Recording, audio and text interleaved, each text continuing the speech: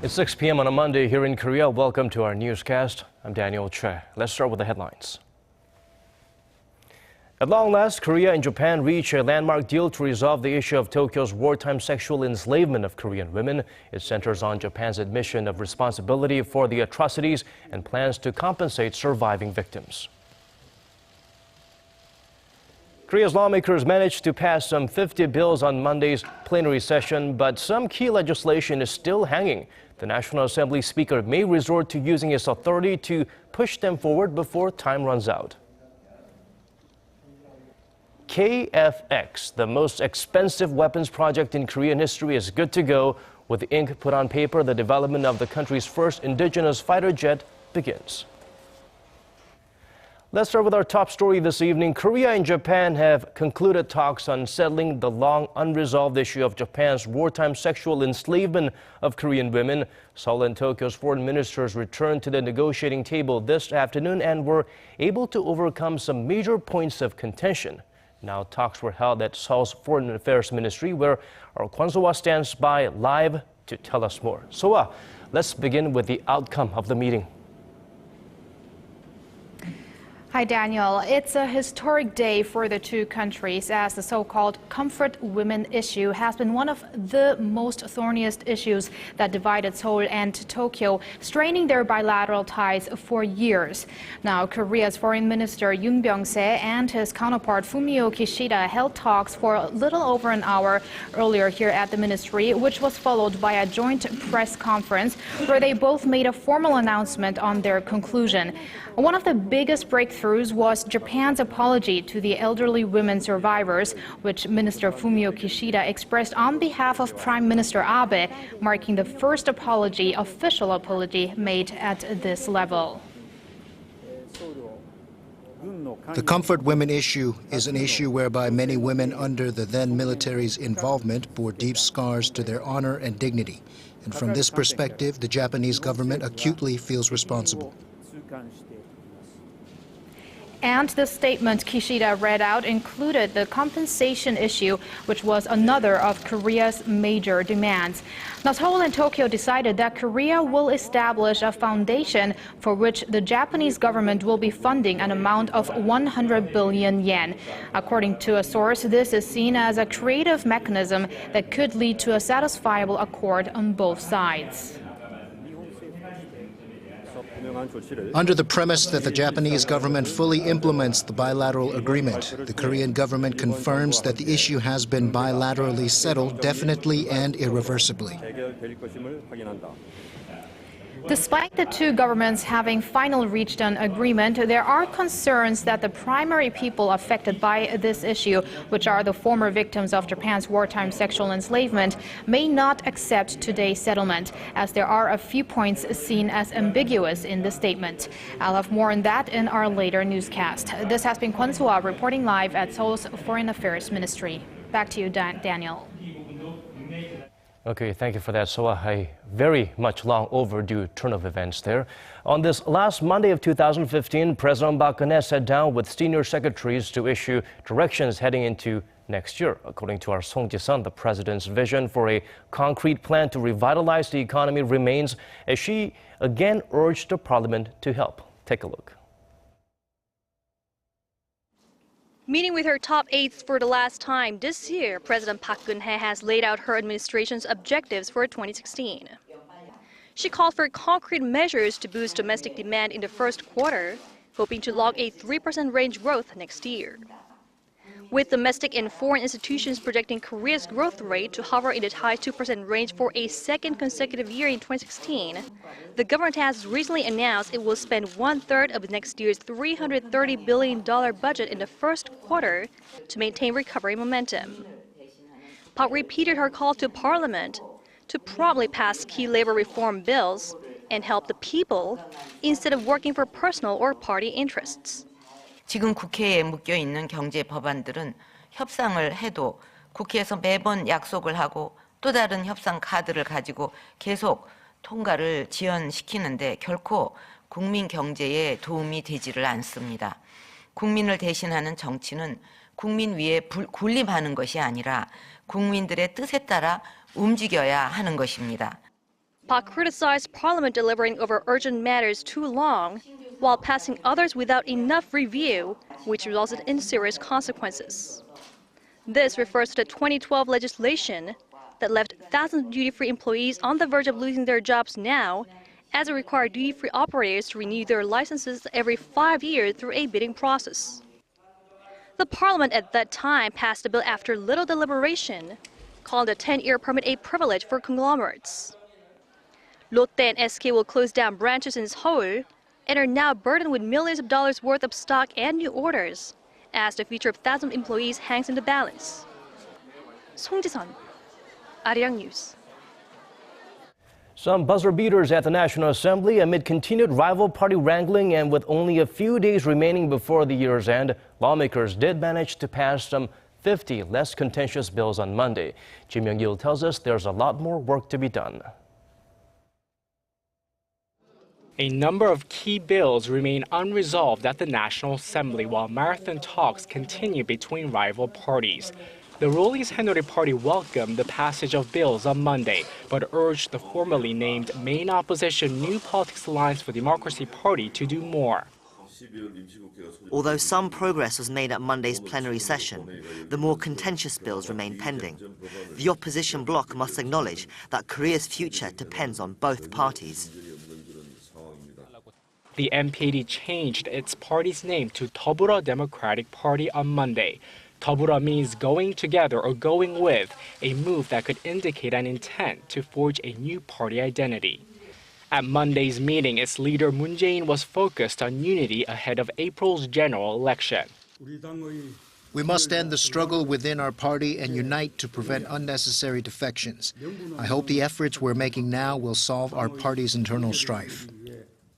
Amid Moon's repeated calls for party solidarity, two lawmakers left the party on Monday. Choi Jae-chun and Kwon Eun-hee are just the latest in a series of defections, following the high-profile departure of former party co-chair An Chol-soo earlier this month. A slew of economic bills pushed by the government remain in limbo at the National Assembly. These include bills on the labor market, the service sector, and a tax credit for companies that undergo restructuring. As the presidential office continues to pressure the lawmaking body to pass key economic bills, Assembly Speaker Chung Lee-hwa may decide to use his authority to table the bills before the year's end. Kim Young-il, Arirang News. Moving on, Korea's household and corporate debt to GDP ratio hit a record high in the third quarter, fueling concerns that snowballing debt poses a serious risk to the economy. For details, let's turn to Hwang Ji-hye. The Bank of Korea says the amount of household and corporate debt in Korea was almost 2 times higher than the country's GDP in the third quarter this year. The debt-to-GDP ratio stood at 182.6%, marking a new high. The figure edged down in the first quarter but breached the 180% mark for the first time in the following 3 months. Household and corporate debt includes loans and sales on credit. The record amount in the July to September period came on the back of surging household debt caused by eased real estate regulations and a record low key interest rate. Riding on the government's measures to boost home transactions, the central bank cut the key rate 4 times in less than a year period starting August last year. Given that, analysts warn the debt burden is becoming a potential risk for the economy. If house prices drop suddenly, the debt problem will emerge as a serious issue that could worsen Korea's financial health and trigger a full-blown crisis. Third quarter household debt grew at its fastest pace since 2002 when the data were first compiled. The amount of debt stood at over $1 trillion as of the end of September, up roughly $30 billion from the end of previous quarter. Experts add the snowballing household debt could also dent consumption in the longer term as people will save money to pay back their loans. Hwang Ji-hye, Arirang News. Hanwha Galleria, the retail arm of Korean conglomerate Hanwha Group, has partially opened its duty-free store in Seoul.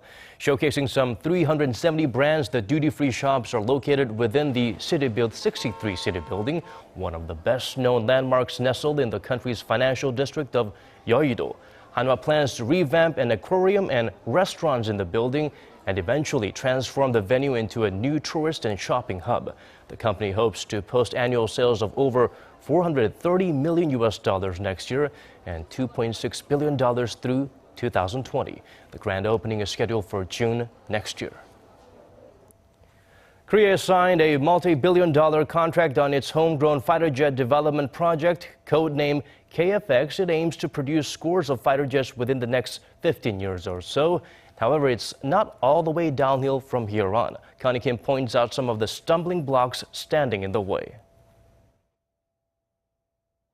Korea will push ahead to develop its first indigenous fighter jet as a Defense Acquisition Program Administration, and the nation's only aircraft maker, Korea Aerospace Industries, signed a formal contract on Monday.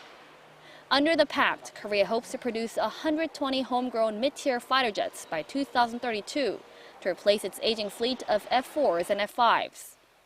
The contract signing of the nation's largest weapons development project was delayed 6 months than originally planned. Negotiations with Indonesia delayed the signing, and there were changes in domestic developments which needed to be reflected. 20% of the $15 billion fighter jet program will be invested by Indonesia, based on a deal signed with Korea Aerospace Industries. Participating in design process and component production, Jakarta will in turn receive one prototype plane and technological data from Korea. With the signing of the contract taking place later than planned, production of 6 test planes is expected to be completed by 2026. In January, a task force team of 70 to 80 officials and experts will be launched. However, development of Korea's first indigenous fighter jet will have to overcome several hurdles yet. It needs to develop 4 core technologies, including the active electronically scanned radar, as the U.S. barred Lockheed Martin from transferring those technologies to Seoul in April. Although the U.S. government approved the transfer of the remaining 21 technologies this month, concerns remain as Korea may not receive a number of specific sub-technologies needed for the project. Lingering concerns are that the government budget for the KFX project next year has been cut to $57 million, and that the fighter jet development timeline has been pushed back, making it hard to recoup investment. Connie Kim, Arirang News. 2 German researchers have delved into the code of North Korea's computer operating system called Red Star and found that it mirrors the paranoid and insecure nature of the regime. The OS was found to be highly resistant to tampering and allowed little privacy for users. Hwan Jang-ho introduces us to the system. This is Red Star 3.0 or 붉은 별. It's the official operating system developed by the North Korean regime, which was leaked to the internet in December 2014. It runs a rudimentary set of applications that includes a Korean word processor, a calculator, and an app for composing and transcribing music. But 2 German researchers found that there's more than meets the eye. They presented their findings at the Chaos Communications Congress in Hamburg on Sunday, revealing that the system was based on a version of Linux, but built from the ground up, seemingly to avoid the system from being compromised by outside parties. It also comes with its own firewall, antivirus software, and encryption systems to protect the integrity of its code. If tampered with, the computer displays an error message or reboots itself on a continuous loop. They also found that the Red Star secretly watermarks all media files it encounters, therefore keeping a log of every computer with which it has been shared. This is thought to be in order for the regime to trace users who are sharing illegal content, such as foreign films, music, and other forms of media. Experts say that the system is not that sophisticated or remarkable. The OS has been put together quite well, but it's something that can be made by anyone. Because it is based on an open source system, it can be built to adapt to any country or serve any specific function. Previous versions of the OS had resembled the appearance of a Windows operating system, but this latest Red Star appears more similar to the Mac OS. No one knows why the developers changed the design, but Kim Jong-un was spotted with a Mac computer on his desk before. Perhaps that had an influence? Only the developers know. Hwan Jang-ho, Arirang News. Traditionally here in Korea, Koreans bid farewell to the passing year and usher in the new one by watching the sunset and rise. Lee Ji-won walks us through some of the top spots that are well known for their amazing vantage points. The sun reveals itself through a tranquil sea of clouds. And with the earthy tones of the mountains in the background, the scenery takes your breath away. Nogodan Peak on Jirisan Mountain is a perfect place to enjoy the sunset and sunrise over the New Year period. Thanks to its gentle slopes, the peak is popular with families with young children. Nogodan Peak is just one of 10 places the Korean National Park Service has selected as great areas to observe the sun going down and coming up.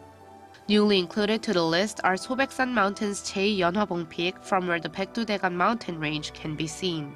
There's also the Bukhansan Observatory, from where visitors can enjoy an amazing view of Seoul. Watching the sunrise from the seashore is another New Year's tradition in Korea. People can enjoy the first sunrise of 2016 from the southern sea from Choyangdo Island in Gyeongsangnam-do Province. The Korean National Park Service says another good place to welcome in the first sunrise of 2016 is Gochi Beach on the Taean Peninsula. The sunrise attractions chosen this year are not famous peaks, but rather flat and low areas that are easily accessible.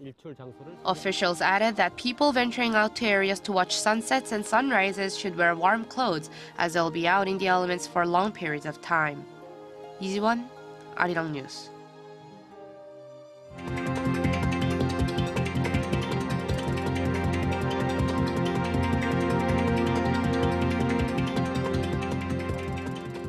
We've come to the end of our newscast. For more, do tune in at 10 p.m. Korea time. Thanks for watching.